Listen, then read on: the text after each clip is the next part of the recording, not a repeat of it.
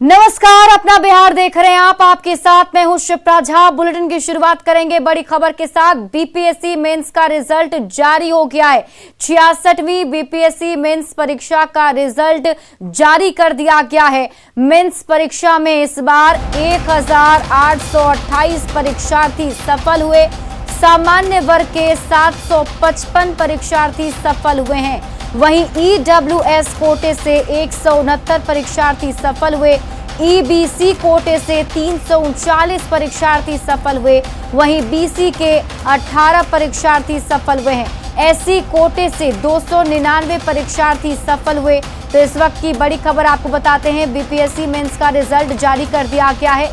66वीं BPSC mains परीक्षा का result जारी हुआ है और इस बार मेंस परीक्षा में 1828 परीक्षार्थी सफल हुए हैं।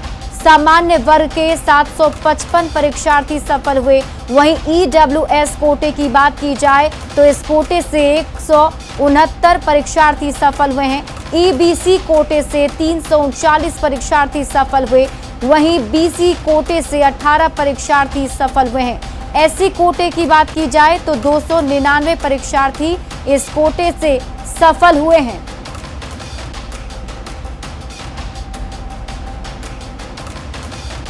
तो बीपीएससी मेंस का रिजल्ट जारी कर दिया गया है। बड़ी जानकारी आपको बता रहे हैं। और इस बार जो रिजल्ट सामने आए हैं उसमें जो परीक्षार्थी सफल हुए हैं उनकी संख्या की बात की जाए तो 1828 परीक्षार्थी मेंस परीक्षा में सफल हुए हैं।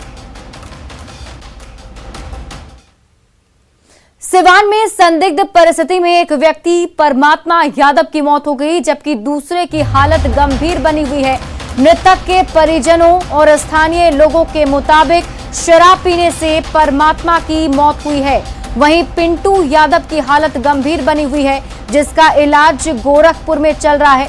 शराब पीने से मौत की खबर के बाद अधिकारी मछौता गांव पहुंचे हैं और पूछताछ शुरू कर दी है। मृतक की पत्नी के मुताबिक कल शाम गांव के कुछ लोगों ने परमात्मा को शराब पिलाई थी, जिसके बाद उसकी तबीयत बिगड़ने लगी और उसे इलाज के लिए अस्पताल में भर्ती कराया गया, जहां उसकी मौत हो गई।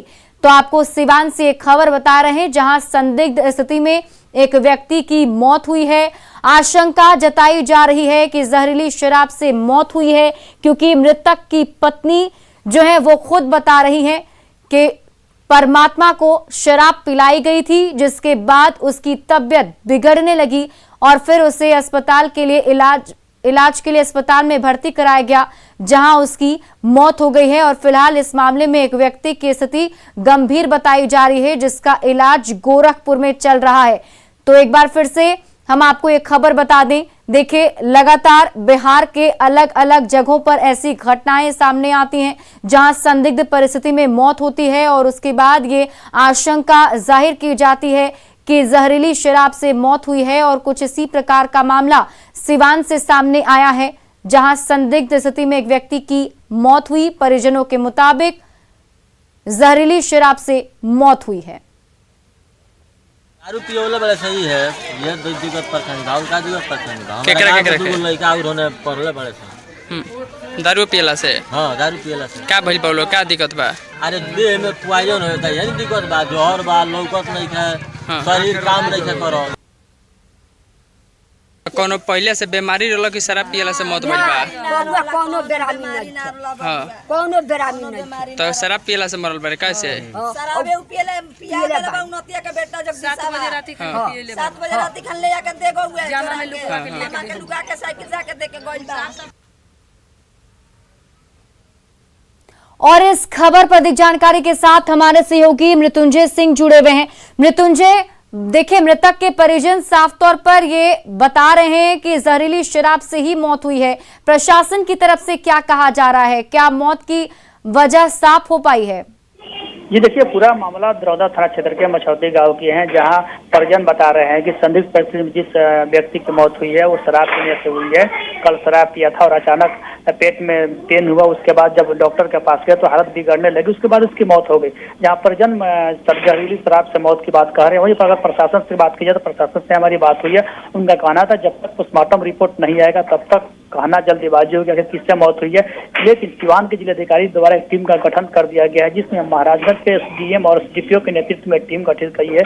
अभी एसडीएम और एसडीपीओ के वहां गांव में जाकर परिजन से बात कर रहे हैं, ग्रामीण जो उनसे पूछताछ कर रहे हैं कि आखिर क्या वजह रही है कि इनकी मौत हुई है। वहीं जो ग्रामीण कह रहे हैं कि एक इलाज गोरखपुर में चल रहा है। हालांकि प्रशासन से मुद्दे पे कहना है कि उसकी तबीयत खराब हुई जिसकी वजह से गोरखपुर में उनकी चल रही है, लेकिन जो ग्रामीण है वो उनका कहना है कि जहरीली शराब से मौत हुई है। फिलहाल जो आप तक क्या जानकारी पहुंच पा रही है मृत्युंजय, क्या इन दोनों के अलावा भी गांव में कोई और व्यक्ति हैं ऐसे जिन्होंने शराब पी है? नहीं, 2 लोगों की भी सूचनाएं वहां मिल रही है और फिलहाल जो प्रशासन की टीम है, जो अधिकारी है, उस गांव में पहुंचे हुए हैं और पूरी तरह से मामले की जांच कर रहे हैं। जो स्थानीय ग्रामीण उनसे पूछताछ कर रहे हैं कि आखिर जो मौत हुई है या जो लोग बीमार है वो कौन है और क्या वजह रही है, किनके द्वारा शराब पिलाई गई थी, कि इनकी बीमारी तो नहीं है। तो जो प्रशासन की टीम है वो गाँव में पहुंचकर हर एंगल से जाँच कर रही है। जी मृत्युंजय, परिजन कुछ बता पा रहे हैं कि क्या हुआ था इस घटना से पहले? ये देखिए, परिजन से हमारी बात हुई है। परिजनों का साफ तौर पे कहना है कि वो गांव के किसी एक व्यक्ति का नाम ले रहे हैं और साफ तौर पे कह रहे हैं कि उनके द्वारा जहरीली शराब पिलाई गई थी और पिलाने के बाद जब वो घर आए तो उनकी हालत बिगड़ने लगी और जो परिजन है वो इलाज के लिए अस्पताल ले गए, जहाँ हालत गंभीर हुई और बिगड़ते गए, जिससे उनकी मौत हो गई। तो परिजन की अगर बात माने तो वो जहरीली शराब पिलाने की बात कर रहे हैं, लेकिन जब तक पोस्टमार्टम रिपोर्ट नहीं आएगा उसके बाद क्लियर होगा कि आखिर पोस्टमार्टम रिपोर्ट में क्या आता है। प्रशासन जो पोस्टमार्टम का रिपोर्ट का इंतजार करेगा। वहीं जो प्रशासन की टीम गांव में पहुंची हुई है वो वहां पहुंचने के बाद जो इन्वेस्टिगेट कर रही है उस टीम द्वारा क्या कुछ मिल पाता है, स्थानीय लोग क्या कह पाते हैं, परिजन क्या कहते पाते हैं, उसके बाद कुछ मौत के कारणों का पता चल पाएगा। जी, क्या वहां पर कोई ऐसे शराब तस्कर जो सक्रिय हैं, क्या इसको लेकर कोई जानकारी है क्या? जी देखिए, इसी क्षेत्र में विगत पिछला माह 2 लोगों की मौत हुई थी। उनकी समीप परिस्थिति मौत की बात कही जा रही थी, लेकिन अगर जिस तरह से बात की जाए तो आमतौर पर देखा जाता है कि जो ग्रामीण क्षेत्र का इलाका है वहाँ चुलाई शराब बनाई जाती है और हालांकि चुलाई शराब बनाने के बाद तो जब प्रशासन छापेमारी करता है तो भट्टी भी ध्वस्त की जाती है और चुलाई शराब मिलता है। तो कहीं ना कहीं ये जाहिर होता है कि जो ग्रामीण क्षेत्र का इलाका है वहाँ शराब बनाई जाती है और पुलिस जब पहुँचती है तो जो वहाँ पे शराब बनाने का सामग्री होता है उसको बरामद करती है। लेकिन यही शायद कारण है कि कहीं ना कहीं ग्रामीण क्षेत्रों में अभी भी शराब बनाए जा रहे हैं और ताकि जहरीली शराब जो ग्रामीण तबके के लोग हैं, जो भी लोग हैं, जैसे बात सामने आती है और पीते हैं, शायद उन्हीं कारण है कि उससे मौत होती है। जी, लेकिन देखिए मृत्युंजय, सवाल तो बनता है कि आखिर इतनी सख्ती, इतनी सुविधा, इतनी सख्ती बरती जा रही है प्रशासन की तरफ से और फिर भी ऐसी घटनाएं अगर घट जाए तो जिम्मेदार कौन होगा?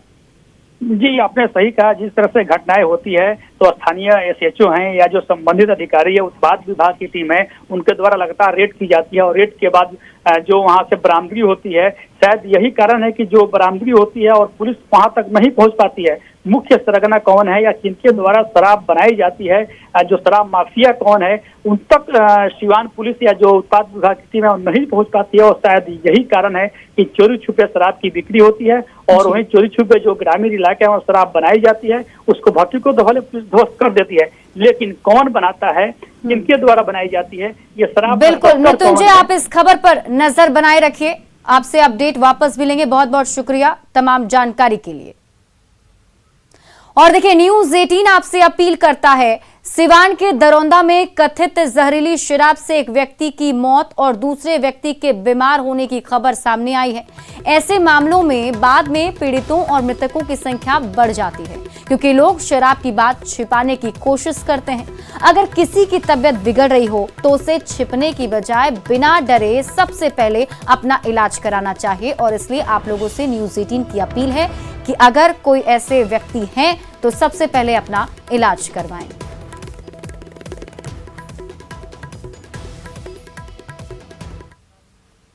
सिवान में उत्तर बिहार ग्रामीण बैंक में लूट की बड़ी घटना हुई। अपराधियों ने बैंक से करीब 26 लाख की लूट की है। हथियार से लैस अपराधियों ने बैंक लूट की बड़ी वारदात को अंजाम दिया। पुलिस सीसीटीवी फुटेज खंगाल रही है। सिवान में दिन दहाड़े बैंक लूट, हथियार के बल पर 26 लाख रुपए की लूट। 4 से 5 की संख्या में थे लुटेरे। सिवान के उत्तर बिहार ग्रामीण बैंक के अंदर ही इस गहमा गहमी को देखिए। पुलिस की मौजूदगी बताने के लिए काफी है कि यहाँ कोई बड़ी घटना घटी है। तारीख 13 अप्रैल 2022, जगह सिवान का उत्तर बिहार ग्रामीण बैंक, समय सुबह के 10:30 बजे। उत्तर बिहार ग्रामीण बैंक के अंदर सब कुछ सामान्य था। बैंक के कर्मचारी अपने काम में लगे थे और कस्टमर अपनी बारी का इंतजार कर रहे थे। इसी बीच 4 से 5 लोग अपनी जगह से उठते हैं, हथियार के बल पर पूरे बैंक को अपने कब्जे में लेते हैं और चुपचाप बिना किसी हल्ला गुल्ला के बैंक से 26 लाख रुपए लूट कर फरार हो जाते हैं। आपसे क्या बोला सब वो सब? हम उठे नहीं, जब देखे उनका बहना बहनी हो रहा है, सीटी कैमरा में आए होगा, हम यहाँ उठे नहीं, चलो बटो उनको भी मार देंगे। लूट की घटना इतने शातिराना अंदाज में हुई कि बैंक के गेट पर खड़े गार्ड को भी लूट की भनक नहीं लगी। जब तक कोई समझ पाता तब तक लुटेरे काफी दूर निकल चुके थे। घटना के बाद मौके पर पुलिस भी पहुंची, जांच पड़ताल तेज हुई, सीसीटीवी फुटेज खंगाला जाने लगा। दावा है कि जल्द ही लुटेरों की गिरफ्तारी हो जाएगी। सर, कितनी किलो की घटना का अंजाम दिया गया? करीब 26 लाख रुपए। क्या हथियार से लैस अपराधी? हाँ, हथियार से लैस थे। उसके लिए क्या छापेमारी की जा रही है ताकि? हाँ बिल्कुल, पुलिस लग गई है इसमें और जल्दी ही पकड़े जाएंगे, सभी पकड़े जाएंगे। बिहार में बैंक लूट की ये कोई पहली घटना नहीं है। सिर्फ इस साल की बात करें तो अब तक 7 बड़ी घटनाएं हो चुकी हैं। मधेपुरा में 20 जनवरी को उत्तर बिहार के ग्रामीण बैंक में 10 लाख रुपए की लूट हुई। 23 फरवरी को समस्तीपुर में उत्कर्ष स्मॉल फाइनेंस बैंक से 10 लाख रुपए की लूट हुई। 7 मार्च 2022 को भोजपुर दक्षिण बिहार ग्रामीण बैंक से 12 लाख रुपए की लूट हुई। 9 मार्च को नालंदा के बड़गांव में दक्षिण बिहार ग्रामीण बैंक से 8 लाख रुपए की लूट हुई। 10 मार्च को खगड़िया के बंधन बैंक से दिन दहाड़े 35 लाख रुपए की लूट हुई। 31 मार्च को औरंगाबाद में ग्रामीण बैंक से 2 लाख रुपए की लूट हुई। 7 मार्च को दरभंगा के पीएनबी शाखा से 50 लाख रुपए लूट लिए गए। लूट की ये घटना बताने के लिए काफी है कि लुटेरों पर बिहार पुलिस का कोई डर नहीं है। न्यूज़ 18 के लिए सिवान से मृत्युंजय कुमार की रिपोर्ट। लालू प्रसाद यादव के बड़े बेटे तेजप्रताप यादव ने अपनी पार्टी आरजेडी के एमएलसी इंजीनियर सौरभ पर बड़ा आरोप लगाया है। तेजप्रताप के आरोपों पर सौरभ की सफाई भी सामने आ गई। सौरभ का कहना है कि तेजप्रताप उनके गुरु हैं और वो जल्द ही उनसे मिलेंगे। फिर लाल हुए लालू के बड़े लाल।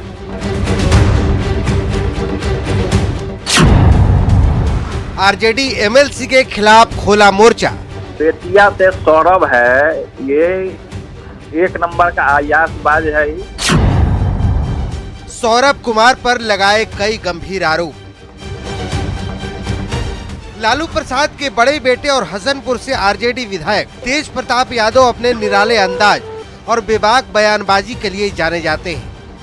तेजप्रताप कभी शिव का रूप धरते हैं तो कभी कृष्ण बनकर वृंदावन में बांसुरी बजाने लगते हैं। कभी साइकिल की सवारी करते हैं तो कभी लालू राबड़ी के नाम पर कंपनी बनाकर सुर्खियों में छा जाते हैं। तेजप्रताप अपने बगावती तेवर और तीखी बयानबाजी के लिए भी जाने जाते हैं। कभी आरजेडी के प्रदेश अध्यक्ष जगदानंद सिंह तो कभी अपने ही छोटे भाई तेजस्वी यादव पर सवाल खड़े कर चर्चा में रहे तेजप्रताप यादव ने इस बार अपनी ही पार्टी यानी आरजेडी के नए नवेले एमएलसी इंजीनियर सौरभ के खिलाफ मोर्चा खोल दिया है। तेजप्रताप ने न्यूज़ 18 पर फोन पर पश्चिम चंपारण से आरजेडी एमएलसी इंजीनियर सौरभ के ऊपर कई सनसनीखेज आरोप लगाए। उसका नाम सौरभ है, सौरभ बेतिया से एमएलसी का चुनाव लड़ा है वो। हम आपकी पूरी टीम से भी यह कहना चाहते हैं कि उनसे भी सवाल किया जाए कि 50 लाख का बाथरूम कहाँ बनवाए हैं। बेतिया से सौरभ है, ये 1 नंबर का आयासबाज है और इसका बियर बार में बम्बई में बियर बार में इसका पैसा लगा हुआ है। ये बियर बार चलाता है, बियर बार, समझे जी। अब बियर बार में ये वहां से भी पैसा उठाता है, बम्बई में बियर बार से भी पैसा उठाता है। ये सौरभ नाम है इसका। तेजप्रताप के आरोपों पर जब इंजीनियर सौरभ से सवाल किया गया तो उन्होंने तेजप्रताप को अपना गुरु बता डाला। 50 लाख की बाथरूम की बात बोल रहे हैं, अब वो क्या बात है, नई बात है, हम कुछ जानते नहीं हैं। और सबसे बड़ी बात है कि वो मेरे गुरुदेव हैं। हम अगर राजनीति में आज आए हैं तो उन्हीं का देन है और वो मेरे गुरु हैं। अगर गुरु हैं, किसी बात की नाराज़गी होगी, हम जाएंगे, उनसे मिलेंगे। हम पटना जाने वाले हैं शनिवार को, हम उनसे वेट करेंगे, मिलेंगे। अपने फैसलों से पार्टी और परिवार की परेशानी बढ़ा देने वाले तेज प्रताप यादव की इस नाराजगी से आरजेडी कैसे निपटती है, ये देखना होगा। न्यूज़ 18 के लिए रवि एस नारायण के साथ बगहा से मुन्ना राज की रिपोर्ट।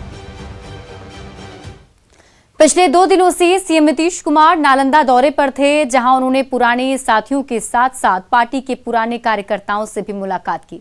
नीतीश कुमार के नालंदा दौरे के दौरान उनका एक अनोखा और देसी अंदाज भी देखने को मिला।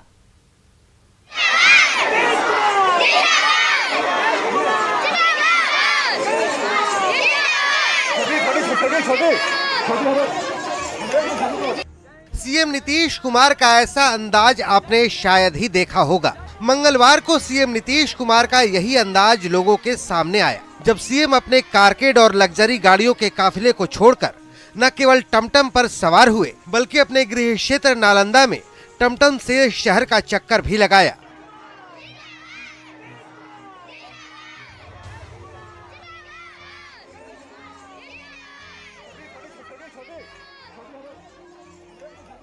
मुख्यमंत्री का ये अनोखा अंदाज देखकर लोग भी उत्साहित थे। तस्वीरों में आप देख सकते हैं कि कितनी सहजता से सीएम टमटम पर शहर में सवारी कर रहे हैं।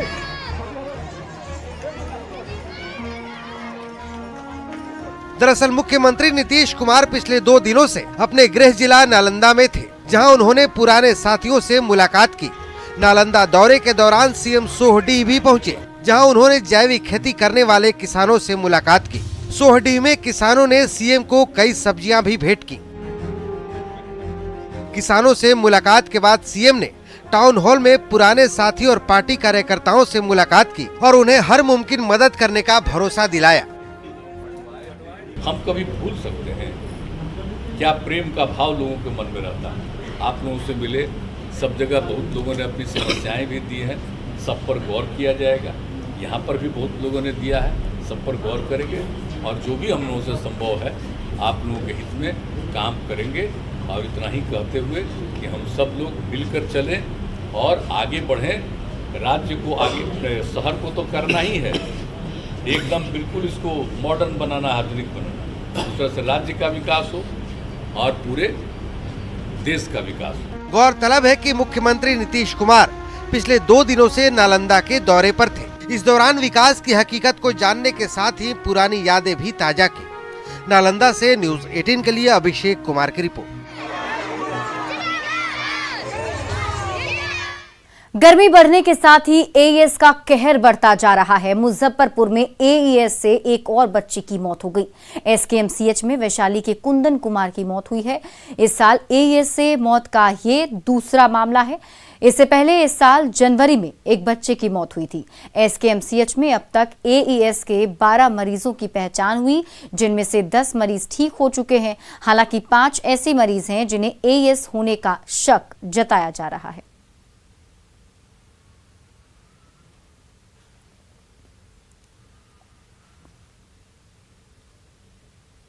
और फिलहाल इस बुलेटिन में अभी के लिए बस इतना ही, लेकिन न्यूज़ 18 बिहार झारखंड पर खबरों का सिलसिला लगातार जारी है।